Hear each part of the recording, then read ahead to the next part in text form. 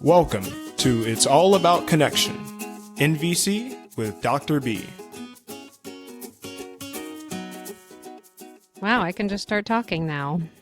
I know, but I think when you go to use the It's not a audio, part of it. right, you're still going to have to put it in. I guess that's a But we're fun, excited empty because thing. it's going to be just an empty thing. But those of you that are watching us, Oh, you get yeah, to hear it. You get to hear it. true. We are talking about strategies and needs and some insights you recently had around those things. Yes, some painful insights, actually. How do I want to go about this? So I guess for people that are maybe new to NVC and maybe tuning in for one of the first times here, maybe we could just give a little background on strategies and needs. Would you be willing to do that, Heather? Sure. So you have your needs, and then you have the strategies you use to get your needs met. Like maybe you have a need for fun and you use sports as a strategy to get that need met for fun. Or you use your friends as a strategy to get your needs for connection and community met. Right. And so what would you say are the differences between strategies and needs ultimately? Like how can you determine whether something is a strategy or something is a universal human need? By consulting the list, the NVC list of needs. That is Um, helpful. If you can see um, us, here's the list. there's the Have it list. close by at all times. But if you don't have a list and you're having to just work off the cuff, how would one person determine, hey, is this a need or is this a strategy? Hmm. I don't know. I guess the only thing I can think of right now is just being curious about When I tell whether you or not. when I Huh? when I tell you this, when I tell you the answer, you're gonna be like, oh, do you want I me to know tell it's you the answer? going to be so obvious. It Just is. don't give me a leading question. Just tell me. Don't make me look like an asshole. What do you think? Just tell me. There's an You answer. look I like know an I sense asshole. you want something from me. So I'm going to Make me ask look for you like to an asshole. Just for the record, folks, that is a judgment because there's no way that I don't think, well, maybe if I took some colors and started drawing things on your face to make you actually look like an asshole. But okay, that's a whole nother conversation to be had at some time in the future. But all right, you want me just to say, so universal human needs are things that everybody in the world needs or wants. The example that you just gave, fun. Everybody wants fun. There's nobody that really doesn't want fun, believe it or not. Even Debbie Downer wants fun. Um, yeah, everybody in the world wants love. Everybody in the world wants connection. Everybody in the world wants safety and kindness. If you can agree that everybody wants it, then it's more than likely a universal human need. It's How the do thing you that know everyone wants it though? How is well, I that didn't take a poll of measurable? all. I didn't take a poll of well, how many billions of people are now on our Earth? It doubles almost every year now. Um, well, I can tell you this just by some qualitative data, really quantitative. I could have probably quantified it. Anytime I've ever done this exercise where I ask people, what is it that you want in your most perfect world? And I've done it for sure hundreds, if not upwards of a thousand times, because I've been doing this for so many years, and yeah, quite a bit. People really do always generate the exact same list. They say You're they put cutting all the out a little bit with your mic. So you might want to hold okay. it close. Hold it close. Is that better? Yeah, hold your mic and your needs tightly. Okay, I'm gonna hold my mic really tightly. Um, but did you hear what I said about as many times as I've ever asked people, Mm, what is it that you want in your most perfect world? They always generate the exact same list. Is it, should I guess? No, I'm just saying, you said, You're just how do you saying that. really know that Sorry, I'm all so used people? to you asking me to guess things that you know the answer to.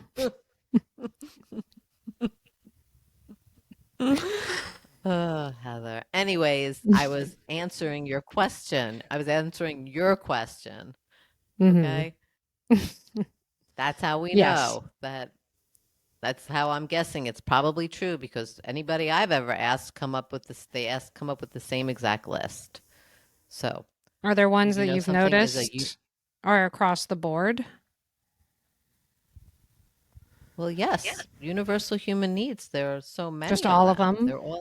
They're the ones that are on this list. They're the ones that come up every time I ask people. It's all on this list, really.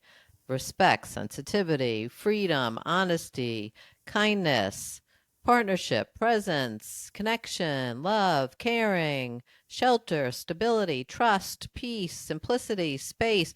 There's so many of them, but those are, that's I'm just reading off the list. You know Yeah. something is a need is if it's something that everybody can agree upon wanting. The strategies are the ways that you get the needs met, which is what you basically just said early on. And those are individualized ways to get your needs met. When we are arguing, we're usually arguing at a strategy level without even having any clue to what the need is at hand. So I just wanted to differentiate between that. We have on many a times on here talked about Marshall's saying of hold your needs tightly and your strategies lightly, because we tend to hold on to these strategies. They have to be this way, right? It's gotta go down this way, or I'm not going to be happy with it, and then there will be disconnection between us. It's really about a need underneath everything. So if you can surface the need, then the idea here is that maybe you can get creative on different ways to get that need met. Yeah, and I had a real I had a really real experience of that in the last few weeks.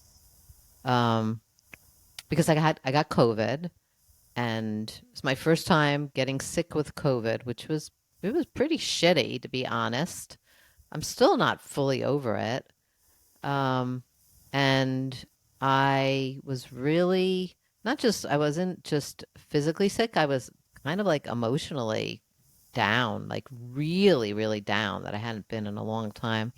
I think because my needs for companionship and connection and even fun were not being met as I was sick. I felt very lonely, very, very lonely.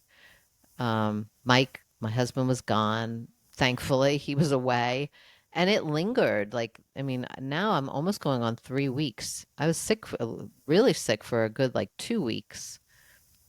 And my usual strategies to get my needs for companionship and fun and connection when I'm sick would have usually have been my mom, who passed away a year ago. So that strategy is off the table. Like, that ain't happening for me. My mom's not calling me anymore. My mom's not bringing me matzo ball soup. That's all gone. Yeah. And then another very key person in my life right now is asking for space, which that's a whole nother conversation to be had. And that person would for sure be my main person to fill in needs around fun and companionship and connection. And I was really blue and angry, really, because my mind. Because when you're not having your needs met and you're not clear, like, oh, this is just about a strategy. Because at one point I realized, oh, those people, they're just strategies to get those needs met.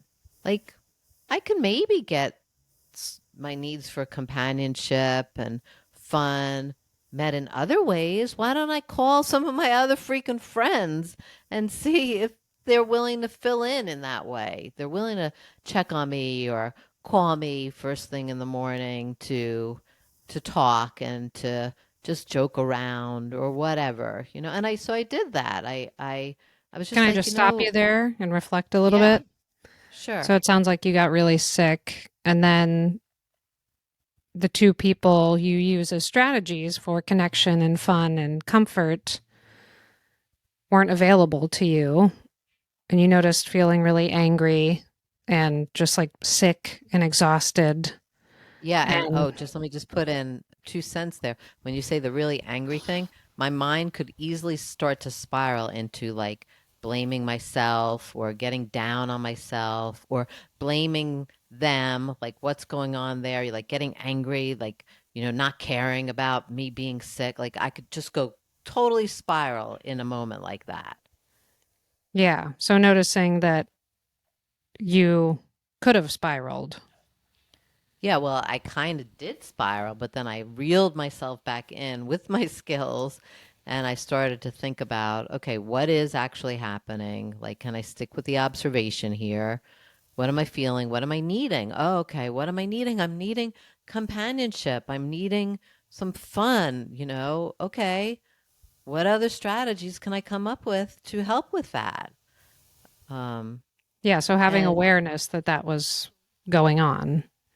yes, and then doing something about it. Like doing whatever I needed to do for me to get those needs met, maybe in a different way. And I noticed what was really sweet about it was it really kept me from being angry, from spiraling into that. This person that is needing space, like I really want to give this person space and time and ability to have healing. And, I don't want to get lost in my own crap, so that I don't stay open and available. And so that was for me, a big ninja move. That was a ninja move because, yeah, I could have easily have gone down the woe is me and starting the blame game instead of just sticking with the process that I know. And it was So very helpful. celebrating like some, I don't know, productivity around that and like the process and awareness. Yes. Yeah. So it's just so nice when you have clarity about what needs are on the table for you and maybe you're producing some pain for you internally because I was in a lot of pain. I mean, I was not just physical pain, like emotional pain. My heart was hurting me. Um and yeah, to be able to get that kind of clarity and then make some moves to support myself was helpful, really helpful. And I mean, I know this, I teach it to people, but even in a moment like that, I still was getting lost in a lot of story and doing things that I think would have created more disconnection for myself and with me with this other person. And I really don't want that. So I just thought it was a really good example and very true and real for me. Maybe it will be helpful for other people. Yeah. Hoping it'll Yeah. be helpful to reiterate the difference between strategies and needs. Right. And give a real world example. I think that's all I have to say today on that subject. Um, we do have our empathy warm line, which we did Which get is, somebody calling in the last, a couple of weeks, by the way, Heather, which probably need to address in maybe our next podcast because I hate to leave people hanging. But our empathy warm line number is 850-706-0488. I'm looking over there because that little piece of paper is stuck on my computer, and if I didn't have it there, I would never remember that number. That's yeah, real it's handy. real honesty there. Yes, it is. And also, we have open enrollment for people interested in doing our intro to NVC. Please go to www.thebigbmethod.com and you can enroll there. We'd love to have you and allow you to deepen in your NVC skills.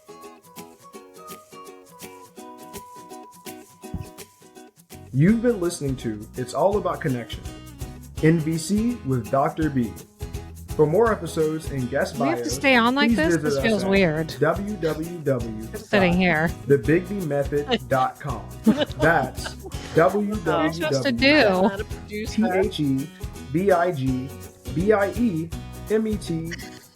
www.thebigbmethod.com. And remember, empathy first. It's funny.